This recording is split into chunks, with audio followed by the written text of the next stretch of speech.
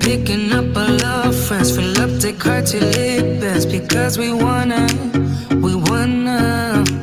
Yeah, we just wanna have fun. The trunk's full of wine. We're gonna stay up, have the time of our lives. The night is young, don't need anybody else. We came to party all night long, and we don't need no chaperone.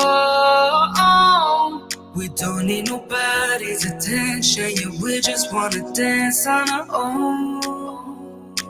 We came to party all night long and sing on to every song.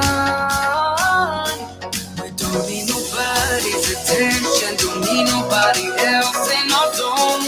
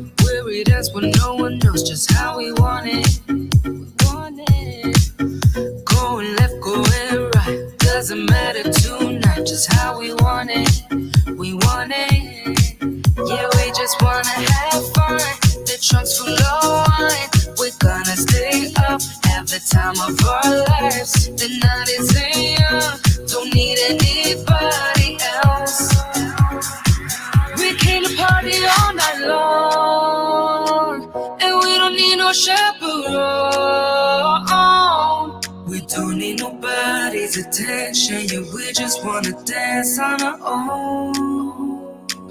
We came to party all night long and sing on to every song. We don't need nobody's attention, don't need nobody else, ain't no don't.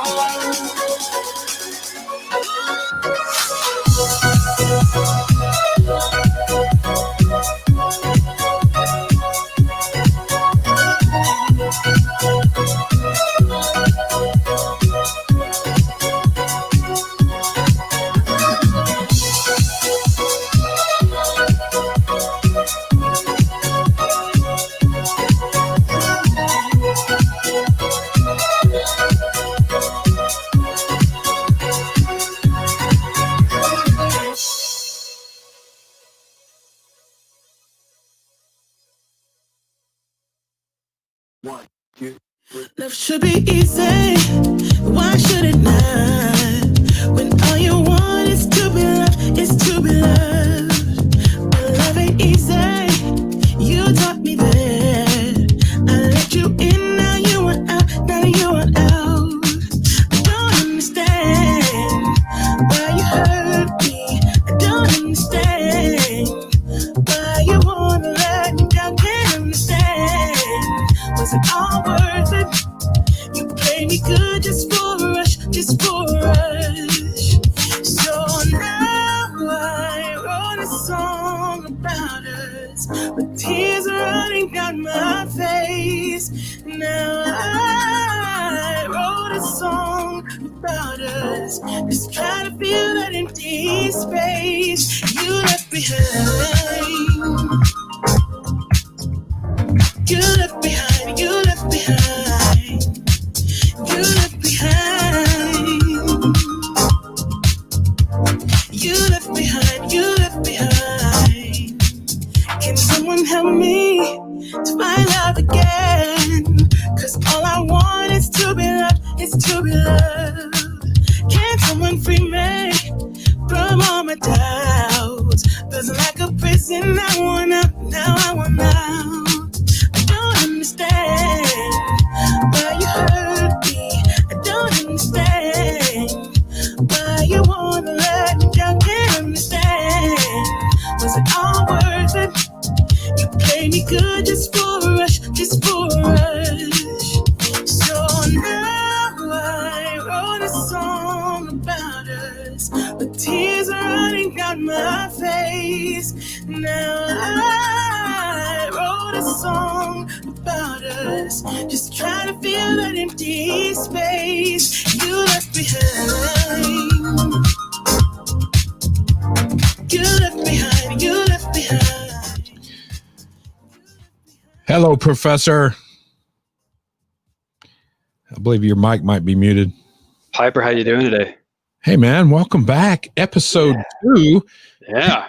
Guys with Piper and the Professor. And you were in a secure bunker somewhere in Denton, Texas. I'm I'm in our studio. Once COVID protocol loosens up, you'll probably be, I don't know if the fans can see it, but the chair right next to me here. And, looking forward to it.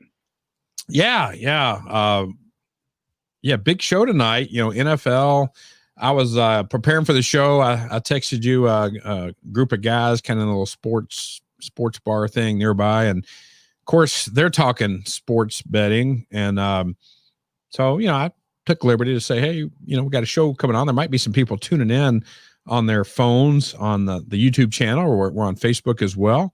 And a lot of the information's out on Twitter. Let me go ahead and put up the Twitter page for people. It's at Piper and the Professor. Let me see, bring up the Twitter handle right there. So if you not a big Twitter person, that's where most of the information, I know, Professor, you've been putting a lot of great content out there daily, multiple times a day, especially the college basketball, the NBA basketball. How's that been? Have you had a lot of interaction on the Twitter?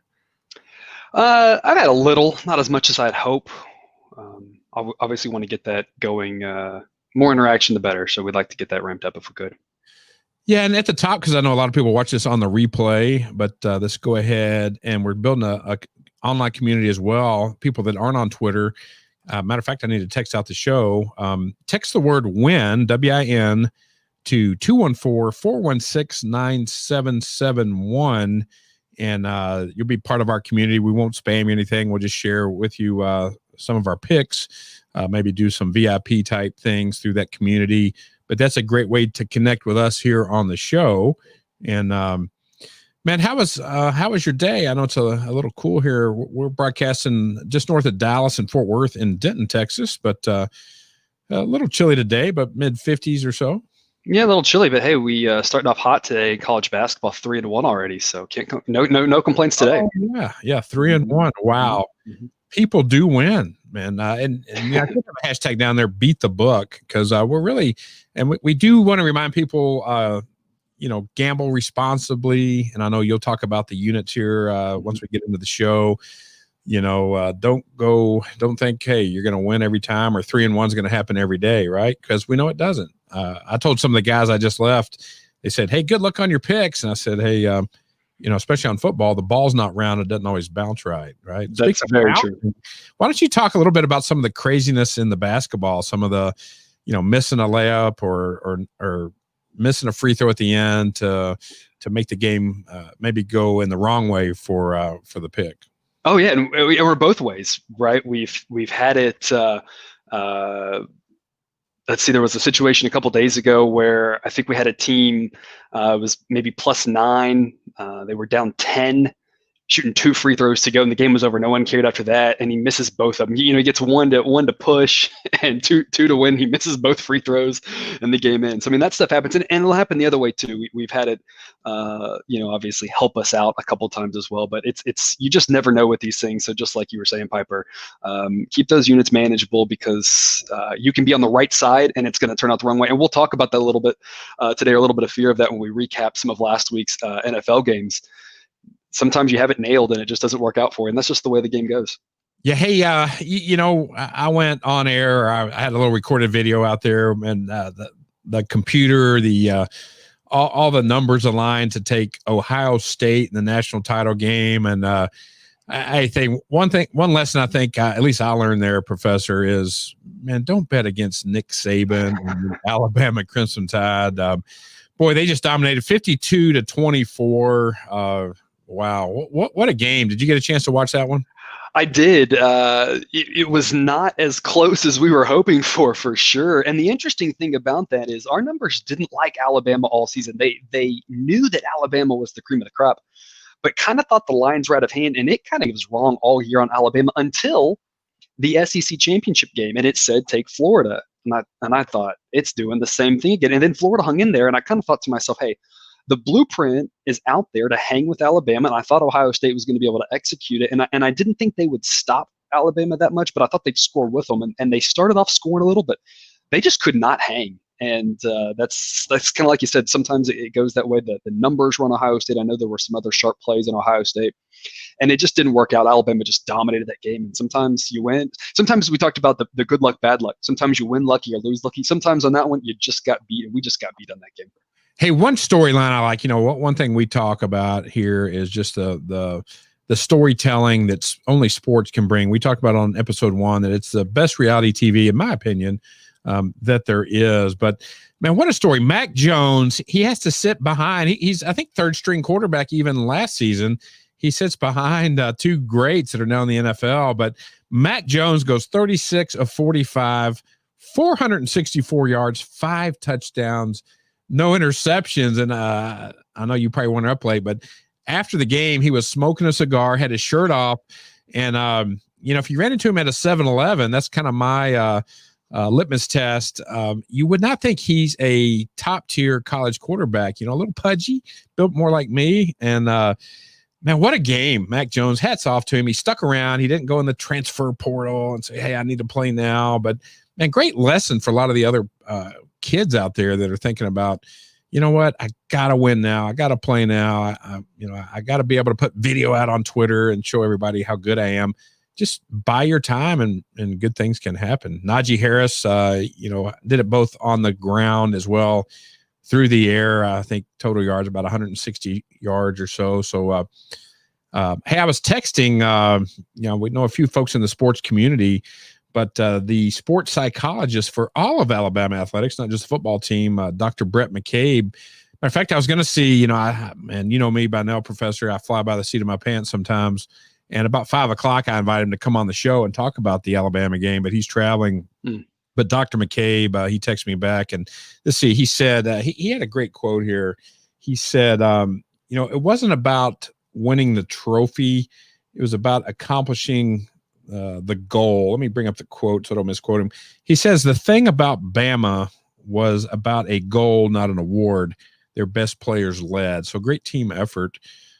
And I don't like to say it much, man, but hey, roll tide roll, right? And then they come back and beat my Kentucky Wildcats Tuesday night in basketball, beat them in Rupp Arena.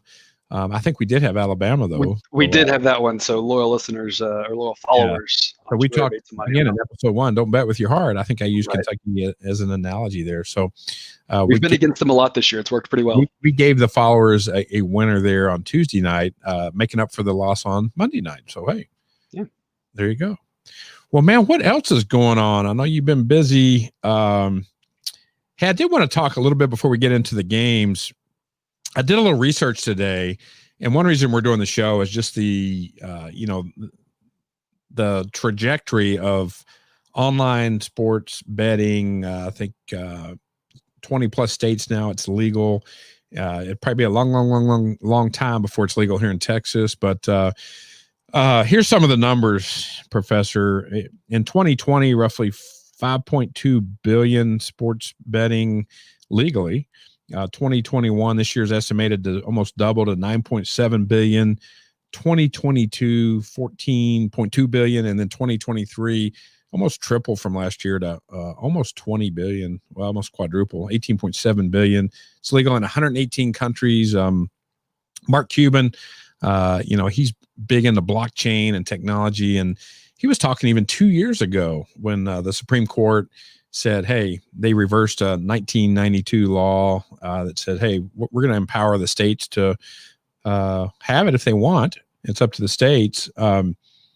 He's excited about in-game experiences, and he said something like, if you're at a basketball game at the Maverick game here in Dallas or at a baseball game in Boston, that, how cool would it be to do like in-game betting? It's the 4th inning. Normally it's kind of dry and maybe a little slow in baseball, but you can maybe do an in-game bet and say, hey, is there going to be a home run or, kind of a prop bet like you see in the Super Bowl? What are your thoughts on that?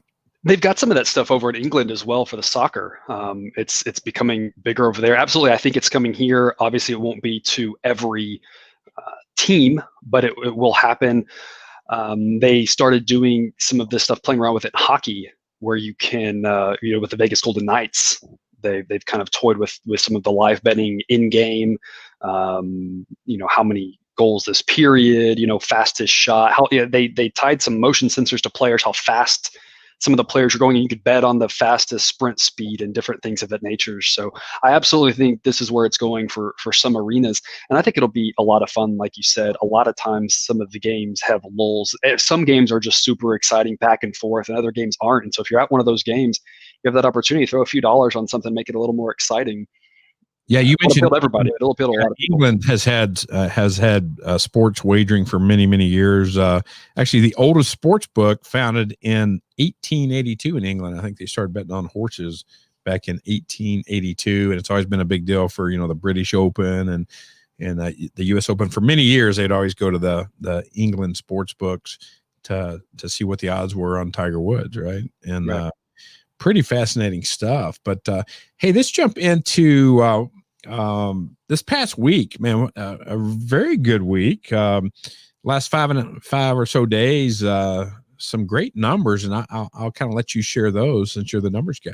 Yeah, I wanted to pull some of these together and just say we think this is the type of stuff you can expect here. Last 5 days plus the 4 games already in the books today, we're 53-30. That's 64%. That's up 20 units. For this week, and that's in college basketball. In college basketball, that's a good time to talk about units because we got people that have never seen our show, never heard us talk about units before. So go ahead and explain the unit process. Right. So unit just being what your standard bet would be. How much you feel comfortable putting on a single game. So whether that's $5, $10, $20, it could be more. That's up to you and how much money you are willing to put out there. So when we say a unit bet, we just say what your standard bet size is. For the week so far, we're 18-12. That's 60%, and that's in college basketball, again up 4.8 units. So the idea there, we said in the last almost week now, we're up 20 units. That means if you are a $10 bettor, that'd be up $200. Like we said, already starting off 3-1 in 4 games today. In the NBA, 18-18, but that's up plus 1.4 units. We've been varying our units a little bit more in the NBA. I'm not going to vary units in college basketball. There are so many games, I can't dive into each one and say which one I like better, which one I don't. So college basketball, they're all 1 unit plays. They're all the standard. If you think you can do better than us and want to pick some of that out, that's great. For us, we're just going to say every college basketball play is a standard 1 unit, again, whether that's $10, $20, whatever you're betting. For basketball, for NFL, for college football, when we get to that, we can kind of dive a little bit deeper in, say what edges we think we have, and we can kind of say we're a little more confident, we're a little less confident. And it's just a public service announcement. If you're new to this or if you see some of this, there are a lot of places out there that'll say this is a 5-unit play, this is a 10-unit play. I see some that'll say 20-unit plays. And personally, I don't like the message that sends. That seems like desperation gambling. If you're a $10 bettor, you should never be making a 10-unit play. You should never put $100 on one bet. That's just wild. You should never put $200 on a bet if you're a $10 bettor. So stick to reasonable 1 unit, half unit. We're going to stick to 2. We're going to cut off there. Some places kind of cut off at 3. That's fine. If you really like something, we're not going to go much beyond that because we want to stick within and keep our bets reasonably the same size. If you do these 10, 20 unit plays, you're putting all your eggs in one basket, and that's not a sound betting strategy. Yeah, the math, the way it works out, you just got to play it over time. You can't just go with your gut instinct and say, man, I really feel good about Cleveland, and I'm going to bet, say, $40 instead of 10. I was going to say 400, but I don't want to encourage people to bet. Right. Because typically what happens in those situations is what people struggle to understand with it is this is all about probabilities. What we think is we're 55, 60, 65% on these games. And you may think you have a great edge, and you may, and 65% is a great edge, but you shouldn't bet 10 times what your normal bet is if you're 65% confident versus 55% confident. The difference there is not worthy of that. And as much of a great edge as you have, you don't have a 95% chance of winning that bet. You may think you do, right? But you don't. So we want to make sure that we're encouraging good sound practices. And if you really like an edge, maybe double your bet. That's fine, but don't 10 times your bet or anything. Hey, shout out, I think one of your buddies back from the great state of Indiana, Todd Sanger, is tuning in tonight. Thanks, Todd. We appreciate it. Yes, Todd, my first boss at my previous job. Oh, wow. Yeah. I'll have to hear from him offline how you were as an employee. Yeah, we don't want to tell those stories on the air. Hey, Todd, put a note in the comment on that. We'll keep it private. But yeah, hey, let's go ahead and do the recaps from NFL Wildcard Weekend. Man, it was a fun weekend of football, and I was tuned into quite a few of the games. But I know the first one, Indy at Buffalo, and I'll bring that one up if I can find it. Man, I got a lot of stuff going on over here on the sidebar. But Indiana at Buffalo. Why don't you go ahead and talk about that one? I'll bring up. Yeah, so we had a 2-unit play on Indy plus 6.5, and we cashed that one. But goodness, if you watch that game, it seemed like we were going to get burned. And this is that good luck, bad luck kind of thing. It turned out okay for us, but if you watch that game, you really felt like the Colts should have won that game. It felt the whole time like we had the right side, and they just kept shooting themselves in the foot. Failed fourth downs, some questionable decision making. The Colts became the first team in NFL playoff history to lose while having 450 plus yards of offense and no turnovers. Oh, wow. And so thankfully we still got the cover, but I'm watching that thinking we had the right side. We nailed this game, and thankfully they came through, but it was a little bit scary for us there. Yeah, that is a crazy stat. Sometimes you see games that go the other direction, very low scoring, not a ton of offense. Maybe it's one turnover, a fumble in the red zone or something. But, man, that's crazy. 450 yards, no turnovers, and they still come up on the losing end. Tough way to go out for their season. Yeah. Wow. Hey, next up, the Seattle Rams game. Boy, that was another good one. That one, and this was one where sometimes, hey, you're better lucky than good. We talked last week that we thought Goff would play. Apparently, Walford was the guy the whole week. Goff wasn't going to play. We were duped by all the coach speak. Then Walford gets hurt early on in the game, and Goff has to come in. So if I have this correct, Goff was the original starter, was benched because of the injury. Bortles is the backup. He's also out. Walford, the third stringer, is going to be the starter. He gets hurt. So Goff, who was the starter, now the backup, he's playing, and the new backup is the punter. And so that game got wild. We said we like teasing the Rams. That, of course, won because they won outright. And like I said, sometimes better lucky than good, because had we known something different about the quarterback situation, we would have played it differently. But scratched it. Probably would have just scratched the game and said, hey, this is not a play, Just like a racehorse. If there's something going on with a racehorse, you just scratch it. Yeah, but that worked out well for us. We had the Rams in it. Like I said, it worked out. Kind of got lucky there because Goff was in then out and then in then out, and they looked pretty good. And then Tampa Bay at Washington, very entertaining game. I think I'm pronouncing this right. Heineke was. I know it was well before your time, but years ago there was a Monday night game, Professor, where Pittsburgh was playing, and there was a late injury. A guy named, you have to Google this one, fans. Bubby Brister came in and kind of played a lot like Heineke, reminded me. And I think he won the game that night, but Heineke helped us cover. It fell right on 8, but very entertaining game. And they had a chance there at the end to still do stuff. And that one played out just like we said, too. I was a little nervous with no Alex Smith, but it kind of turned out like we thought. Tampa was the better team. But we mentioned the backdoor was a possibility, and sure enough, that's exactly what happened. Backdoored us right into 8. So, again, another one that worked out well for us. And Baltimore at Tennessee. I think I said this was my least favorite game of the weekend, and sure enough, that was our first loser. That one was really tough to peg. It seemed just kind of like a back-and-forth game. That spread seemed right on. The thing that was surprising about that game was a total of 55, and I think there were only 33 points scored. So we really expected more offense, and they gave more firepower. I was afraid to tease that one. I was afraid that could have gotten out of hand either way, and there were times when it looked like it would. Tennessee started off looking good early, and then Baltimore late, but neither team could really put it together and dominate that game like we were afraid of. Yeah, and then I tell you, New Orleans, Drew Brees, and we'll talk about the matchup here in a minute. 43-year-old Drew Brees coming off some injuries this season. Man, just knows how to get it done. Just a true competitor. Sean Payton just knows how to game plan. And, boy, they really dominated most of the game. Chicago just really couldn't get much going on. Yeah, and that one played out a lot like we thought. Sometimes you feel good, you pegged the game perfectly, and that's how we felt about this one. Chicago just could not move the ball, like we said on our live show when we were doing this Sunday. Although, maybe the game plays out different if it wasn't for that drop touchdown pass, who knows? But the fun part about that game is it didn't matter for us. That last second touchdown that meant nothing got it to 21-9, so a 12-point difference, so it didn't matter. But someone had pointed out on Twitter, if that had been one play earlier and there's 1 second left on the clock, what did the Bears do? Did the Bears kick the extra point to lose by 11, or do they go for 2, and that maybe pushes us at 10? So that would have been some theatrics there that all of a sudden people would have cared about something, but since it was the last play of the game, didn't have to do the point after, and so it didn't actually matter. And this one, I wasn't watching live, but I was following on Twitter, and I kept seeing the Browns fans, hey, for those lifelong Browns fans, boy, they were ecstatic. Jump out 28-0 in the first quarter. Wow. I mean, that a little bit of surprising.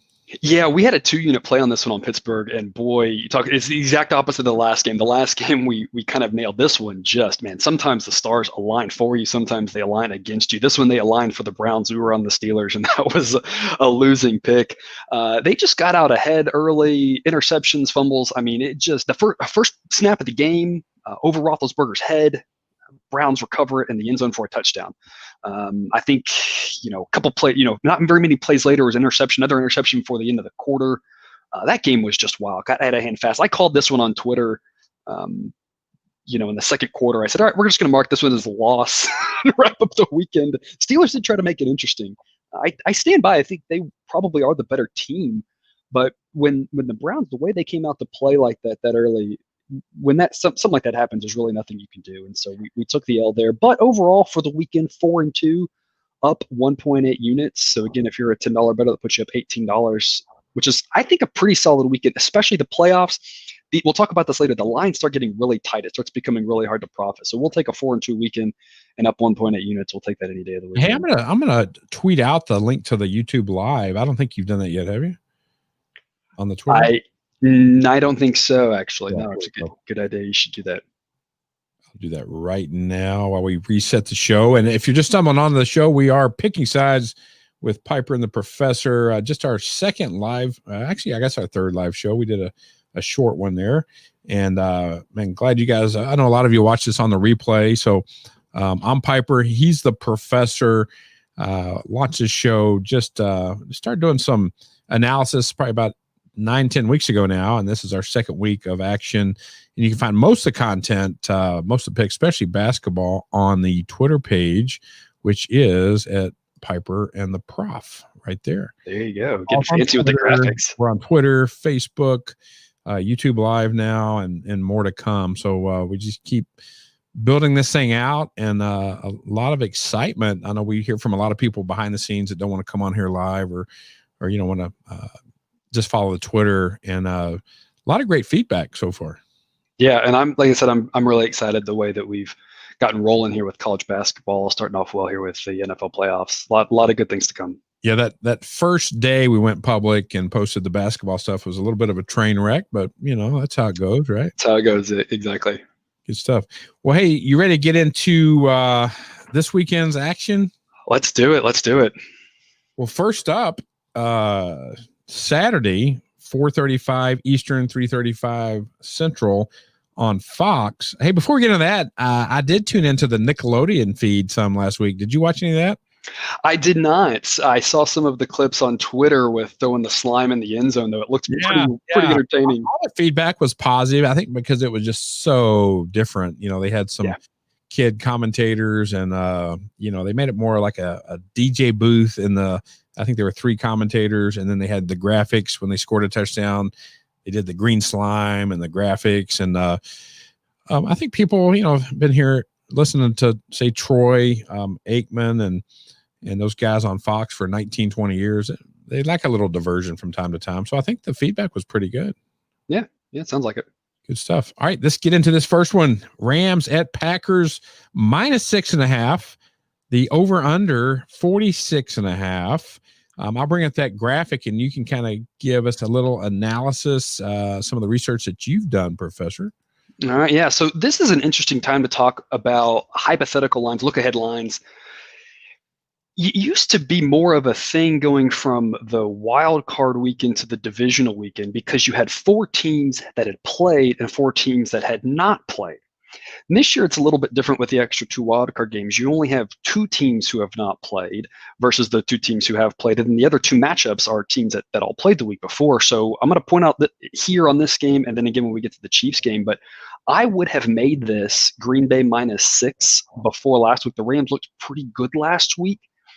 Now I would have it at Green Bay -4. And so something to think about here is, do we really think the Rams are 2 points better based off what they showed last week than they were the week before? That's kind of a question you have to ask yourself. Now, no, that's if there's no quarterback adjustment. That's with a fully healthy Jared Goff. And that's where this game gets tough because we don't know if Goff is healthy. We don't know if Walford's healthy. We don't know who's been practicing with who. We don't really know what to expect. And that's going to make this game tough. What I can say for a fact, we do know that there was sharp money on the Rams at +7. That number is gone. I personally don't think it's coming back. You never really know with some of these playoff games. There's sometimes some puzzling movements, but I don't think it'll come back. If we have our best guess as to how to adjust the line for this, Goff isn't 100%, and Walford, even though he looked pretty good in his limited playing time, we still don't think he's that good. He's still a third-string quarterback. We'd put this at Green Bay -5.9, but there's just so much uncertainty here with this game. We really just don't know from a mathematical standpoint where to take that. Yeah, so right now we're not publishing our pick, but Piper is going to go kind of like Nick Saban and the Alabama Crimson Tide. Aaron Rodgers has been there. They're playing at home, although we talked pre-show. They won't have the cheeseheads there, making all that noise, which really helps the running game, where the defensive line can't really hear the snap count that well. They're going silent. Man, I'm going to go with Aaron Rodgers. He's been there. He's having a tremendous season. I think only 5 interceptions this year. He's just such a seasoned pro. I'm gonna hedge and go with Green Bay, but we'll publish our pick out on the Twitter page if we do have a pick. And that's not a crazy play. Hat tip to Mina Kimes, who was talking about this, that the Rams' biggest weakness on the defense is how they perform against play action. They're 24th in QBR against play action. Aaron Rodgers, pick any stat you want on play action, he's first in the league on it. And so that's not a crazy idea. I do think that play action is going to benefit Green Bay. That's kind of where they're going to be able to slice and dice. So not a crazy idea on that edge on Green Bay there. And we're actually going to have something. I'm teasing a little something. We're going to get a little creative with this game later on, do something a little different. Yeah. Good stuff. Hey, next up, the night game on Saturday. There's only 8 teams left. So 2 on Saturday, 2 on Sunday. Saturday, 8:15 Eastern, 7:15 Central on NBC. Ravens at Bills -2.5. Over under is currently at 50. What say you, Professor? Yeah, Lamar Jackson's talked about how he's never played football in the snow. There's 50% chance of snow in Buffalo on Saturday night, so that could get really fun. This game, the line has been interesting. Every line tells a story. Some of them just sit there at a number. There's one later we'll talk about that's done that. This one has ping-ponged all the way around. At places where it got up to 3, there was lots of sharp money on the Ravens at +3. In places where it was getting lower, in the 1.5 range, people were on the Bills. So this line's ping-ponged all the way around. Right now, you've got to lay $1.20 on the Bills -2.5. So it's -120 is what that is. So you're getting even money on the other side. We have this game at Buffalo -2.1. And because the even money, that gives us a tiny edge on Baltimore at +2.5 even money. So we're going to take that for 1 unit. We're 3-0 when we're on Baltimore this year. So we're going to put a unit on Baltimore +2.5 even money. Hey, I've got a Twitter, I'm kind of monitoring the live Twitter stuff as well. But this Twitter, good question, comes in from Eastern Kentucky. And it's from Judge Kevin Holbrook. Does youth of a team have an impact on teams' line when playing experienced teams early or this time of year? And I just don't. Hey, Judge, thanks for tuning in. I just don't think that's a stat that is measurable. But he threw out an example. If Kentucky was undefeated with a much younger but 5-star recruits playing against experienced, talented Gonzaga, but with less less than 5-star athletes? Good question. I don't know if we can answer it tonight. Any insight on that, Professor? Yeah, that's a great question.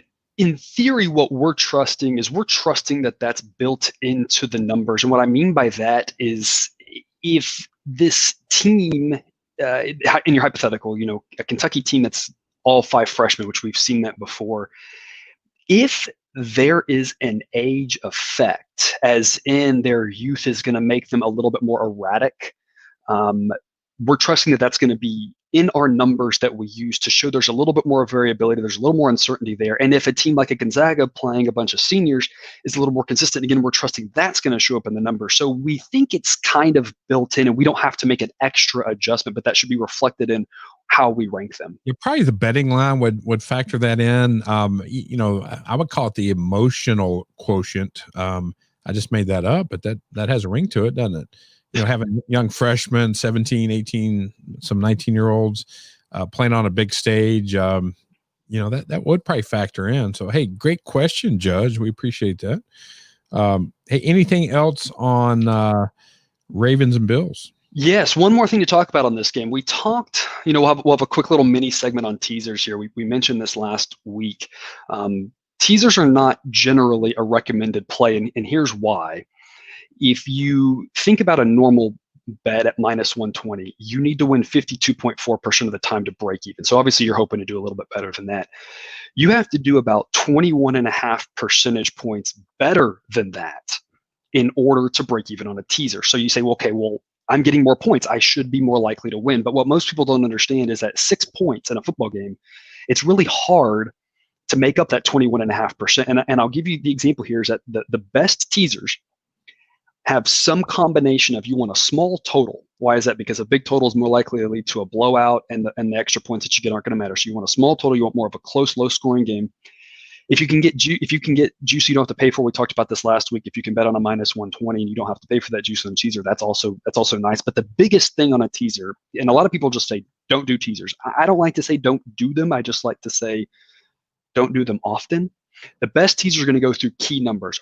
In order, the biggest key numbers in football are 3, 7, 6, and 10. So if you can tease through 3, 7, and 6, and specifically, if you can tease from 2.5 to 8.5, our numbers have that you can make up just shy of 21% edge right there. Now, that's not making up the full 21.5 that we need, but it's very, very close. So the best teasers are going through all those key numbers. And so with that in mind, we do like Baltimore plus 2.5 if you're going to play a 6-point teaser. And specifically, we're going to get a little wild here, right? Because there's fewer games. So we're going to have a little wild side right here. We're going to actually also recommend here a teaser on Baltimore and Green Bay.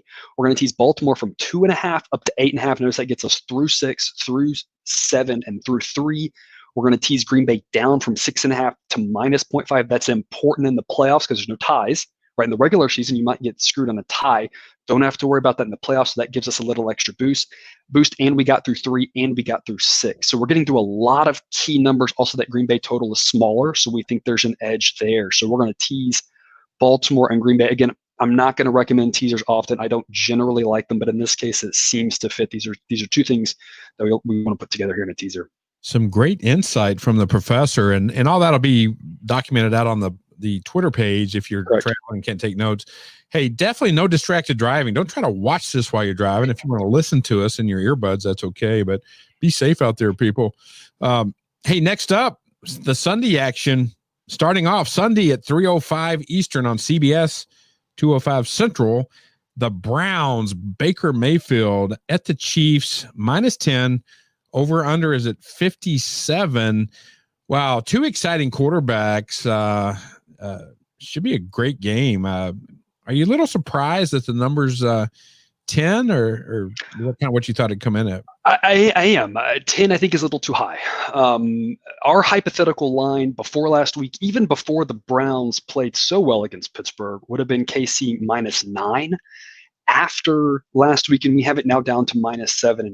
So we think there's some value there on 10. That's why we got down a unit on Twitter previously. So we already posted this on Twitter.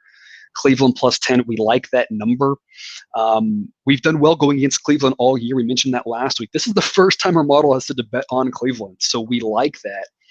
And the other thing that I'm thinking about on this game, the Chiefs defense mostly did not play in week 17. They didn't play last week. So that defense is going to, I think, have a hard time slowing down Cleveland. I think they're going to have a hard time slowing Cleveland down, especially early on. So I like two other plays in this game.